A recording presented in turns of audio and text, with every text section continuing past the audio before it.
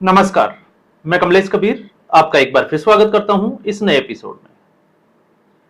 कल राकेश टिकैत का एक वीडियो सामने आया जिसमें वो सीधे तौर पर कहते हुए नजर आते हैं या एक तरीके से कॉकरोच जनता पार्टी को हिदायत दे रहे हैं, क्योंकि उससे पहले वो कह रहे थे कि किसान और कॉकरोच जनता पार्टी अब एक मंच से आंदोलन कर सकते हैं।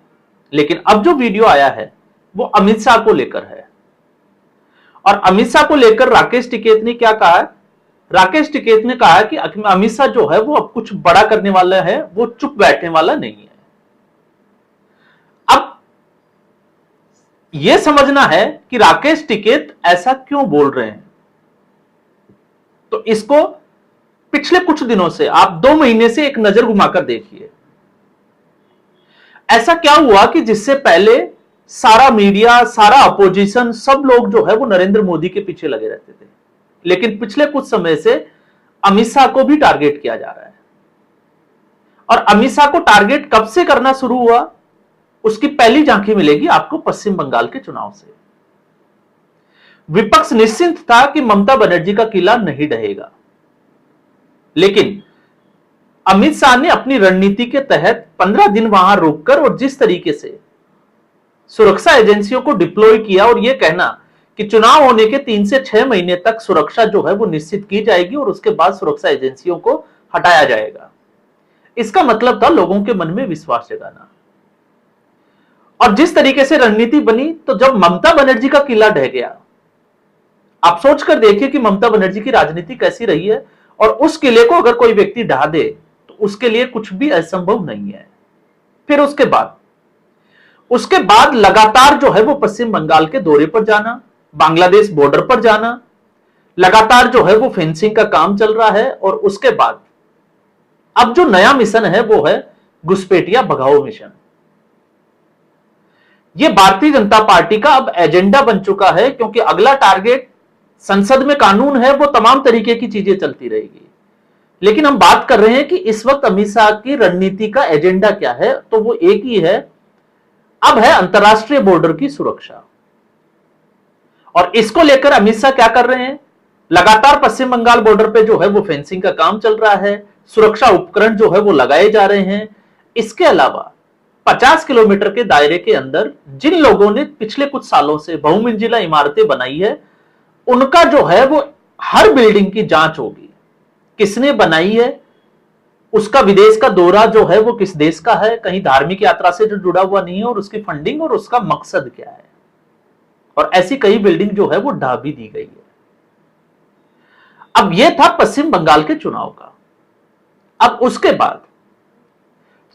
बाद आप देखिए असदुद्दीन ओवैसी, क्योंकि अब जो चुनाव है वो उत्तर प्रदेश का चुनाव है, अब जो चुनाव है पंजाब का चुनाव है। तो अखिलेश यादव और कांग्रेस पार्टी उत्तर प्रदेश के चुनाव को देख रही है, और आम आदमी पार्टी पंजाब के चुनाव को देख रही है। अब ऐसी सूरत में असदुद्दीन ओवैसी ने इससे पहले भी एक कमेंट किया था कि मोदी सरकार जो है या अमित शाह कच्ची गोलियां नहीं खेलते हैं। किस संदर्भ में कहा था, जरा याद करके देखिए। वो संदर्भ था एनआरसी। तो इशारा जो है वो साफ तौर से दिखाई दे रहा है, और लग भी रहा है कि अमित शाह को जो है वो इसीलिए टारगेट किया जा रहा है। तो अब आप देखिए, इस वक्त जो संसद में चल रहा है, उससे पहले इतिहास में हम आते हैं। इतिहास के पन्नों में अगर आप देखोगे तो डीमोनेटाइजेशन, जैसे ही नोटबंदी की, देश में हल्ला उठा। लेकिन उसके बाद 2019 में जब चुनाव जीता, तो उससे पहले राम मंदिर का मुद्दा, जिसमें फैसला आया, और धारा 370 का हटना, एक तरीके से अमित शाह की रणनीति का हिस्सा। तो राम मंदिर का मुद्दा वो अमित शाह के, आप डिमोनेटाइजेशन, क्योंकि सरकार कोई भी फैसला लेता है, और अगर देश के अंदर के हालातों को संभालने की बात करें तो फिर सीधे तौर पर गृह मंत्री से जुड़ा होता है मामला, और ये सारी चीजें अमित शाह की मॉनिटरिंग में होती है। तो राम मंदिर के मुद्दे के जब फैसला आया तो एक देश में एक पत्ता भी नहीं हिला। इसके अलावा आप देखिए, धारा 370 बड़ी चालाकी के साथ हटा दिया, कहीं देश में जो है वो आगजनी की और हिंसा की घटनाएं नहीं हुई। उसके बाद किसान आंदोलन, और किसान आंदोलन से पहले सीएए के खिलाफ प्रोटेस्ट। एक बड़ी प्लानिंग के साथ पीएफआई की फंडिंग में एक जो है वो खेल रचा गया। दिल्ली की जो सड़कें हैं, शाहीन बाग स्पेशली, उसको ब्लॉक कर दिया गया। लेकिन उसके बाद आपने किसान आंदोलन भी देखा। अब आप देखिए कि उसके बाद कैसे चीजें बदली। तो उसके बाद भारतीय जनता पार्टी वक्फ का मुद्दा लेकर आई। तो इस स्थिति में, क्योंकि ये बहुत सारे उदाहरण जो है वो हमारे सामने हैं, लेकिन आप देखिए इस स्थिति में जब भारतीय जनता पार्टी दबाव में है, तो अभी संसद का सत्र खत्म नहीं हुआ। हो सकता है संसद का सत्र खत्म होते होते आप और हम ये कहें कि मोदी है तो मुमकिन है। अब आप सोचो कि ऐसा मैं क्यों कह रहा हूं, और ऐसा राकेश टिकैत को ही क्यों लग रहा है, असदुद्दीन ओवैसी को क्यों लग रहा है।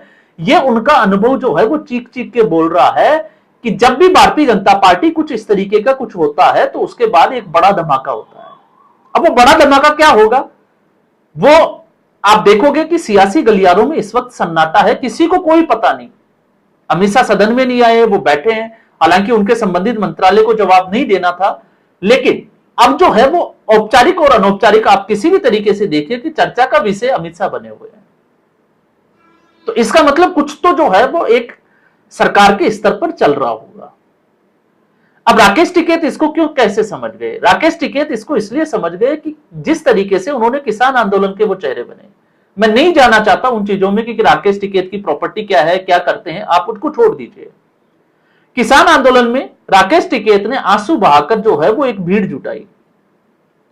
1 साल तक जो है वो देश ने आंदोलन देखा, लेकिन सरकार ने जिस तरीके से संयम रखा, हिंसा की कोई घटना नहीं हुई, भले 26 जनवरी को कुछ भी किया हो, लेकिन गोलियां नहीं चलाई गई पुलिस के द्वारा। और उसके बाद इस सरकार ने जो रणनीति बनाई, या जो भी आप कह सकते हो, मैं 2 बड़े चेहरे की बात करूंगा किसान आंदोलन के, एक राकेश टिकैत और दूसरा गुरनाम सिंह चरोड़े, और उनको पूरा देश जानता है। राकेश टिकैत जो पश्चिमी उत्तर प्रदेश से आते हैं, और इस किसान आंदोलन का प्रभाव था हरियाणा, पंजाब और पश्चिमी उत्तर प्रदेश। पश्चिमी उत्तर प्रदेश में इंक्लूडिंग जहां से राकेश टिकैत आता है, जिस गांव से आता है, उस बूथ की भी हम बात करें तो आप सर्च कर देखिए कि भारतीय जनता पार्टी वहां पर लीड में थी। और इसके अलावा पश्चिमी उत्तर प्रदेश में भारतीय जनता पार्टी का स्ट्राइक रेट क्या था। तो भारतीय जनता पार्टी ने, अमित शाह ने जिस रणनीति के तहत जो है वो काउंटर किया, उसमें सबसे बड़ा फैसला था चौधरी चरण सिंह को भारत रत्न देना। और यहां से आपको पता चलेगा कि जब हम कहते हैं ना कि अमित शाह जो है उनकी चाणक्य नीति क्या है, तो राकेश टिकैत उनके सारे मंसूबों को धराशायी कर दिया। और उसके बाद राकेश टिकैत की क्या हैसियत रही है, सिर्फ और सिर्फ बयान देना और भाग जाना, इसके अलावा कुछ भी नहीं है। बाकी आपको 4 दिसंबर 2024 की घटना याद ही होगी, किस तरीके से अलीगढ़ के जो टप्पल थाना पर चौकी थी, उससे वो फरार हो गए थे।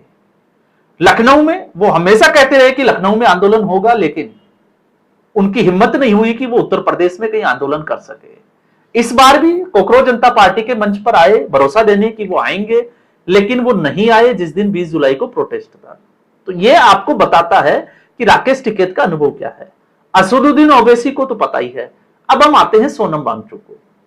तो सोनम वांगचुक अचानक से कुछ समय पहले तक जो है वो एनएसए लगा हुआ था, सरकार के रडार पे थे, जोधपुर जेल में बंद थे। उसके बाद वो बाहर निकले, अनशन पर बैठे, और जिस तरीके से सरकार ने बड़ी ही रणनीति के तहत उन अनशन तुड़वाया, और अब वो सरकार के फैसलों की तारीफ भी कर रहे हैं। और आज उनका भी जो है वो एक स्टेटमेंट आया है कि जिस तरीके से रेलवे की रफ्तार बढ़ रही है वो अद्भुत है, और सरकार को जो है वो अपने वादे ऐसे ही पूरे करते रहने चाहिए। तो इसका मतलब क्या हुआ, तो इसका मतलब यह हुआ कि जो लोग 20 जुलाई की घटना के बाद में पब में या होटल में पार्टी करते हुए दिखाई दिए, डांस नाच करते हुए जो है वो दिखाई दिए, शायद उनको अभी समझ में ही नहीं आ रहा कि रणनीति जो है वो कहां काम कर रही है। और जिस तरीके से संसद में बिल लेकर आती है सरकार, विपक्ष अगर उनके विरोध में खड़ा होता है तो उसका political mileage Bharatiya Janata party के साथ, और अगर विपक्ष जो है वो साथ में खड़ा होता है तो क्रेडिट जो है वो भारतीय जनता पार्टी के साथ, कि भारतीय जनता पार्टी ये बिल लेकर आ गई। तो छात्रों की डिमांड थी, इस तरीके का बिल जो है वो लोकसभा से पास हो गया, राज्यसभा में आ गया। और अब जो बिल आएंगे एफसीआरए, कुछ लोगों को जलन होगी, लेकिन धर्मांतरण के मुद्दे पे और दूसरी चीजों के मुद्दे पर आप देख लीजिए, धर्मेंद्र प्रधान को हटा दिया गया तो शिक्षा मंत्री किसको बनाया गया? प्रहलाद जोशी को। आप उत्तर प्रदेश के चुनावों को इसके साथ जोड़कर देख सकते हैं। और अखिलेश यादव को समझ में आ रहा है, कांग्रेस पार्टी को समझ में नहीं आ रहा। अखिलेश यादव राम मंदिर के मुद्दे पर जोर देना चाहते हैं, वो इस शिक्षा नीति वाले मुद्दे पर बात नहीं करना चाहते, क्योंकि उनको पता है कि सारा खेल उनके हाथ से निकल चुका है। धर्मेंद्र प्रधान जिस समाज से आते हैं उसका इस्तीफा, और उसके लिए जो है वो हाई तौबा किसने किया? विपक्ष ने। तो उस आबादी का जो रिप्रेजेंटेशन है वो एक तरीके से भारतीय जनता पार्टी के साथ। और जो यूजीसी के तहत जो हुआ, तो अब आप देखिए कि प्रहलाद जोशी को जो है वो शिक्षा मंत्री बना दिया।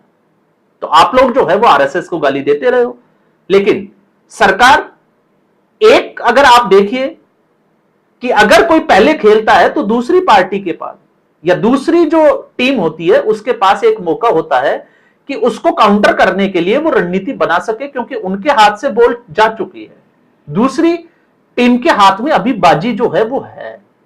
तो अब विपक्ष और कोकरोच जनता पार्टी के हाथ से वो बाजी जा चुकी है, अब वो सरकार के पाले में है। अब सरकार कौन कौन से बिल लेकर आती है और जनता पर उसका प्रभाव क्या है? तो मुझे जो लग रहा है, अब जिस तरीके से सन्नाटा है, लग ये रहा है कि संसद का सत्र खत्म होते होते देश ये बोलेगा कि मोदी है तो मुमकिन है। तो आज के एपिसोड में बस इतना ही। उम्मीद करूंगा वीडियो एपिसोड आपको पसंद आया। वीडियो को लाइक करें, शेयर करें, चैनल को जरूर सब्सक्राइब करें। धन्यवाद।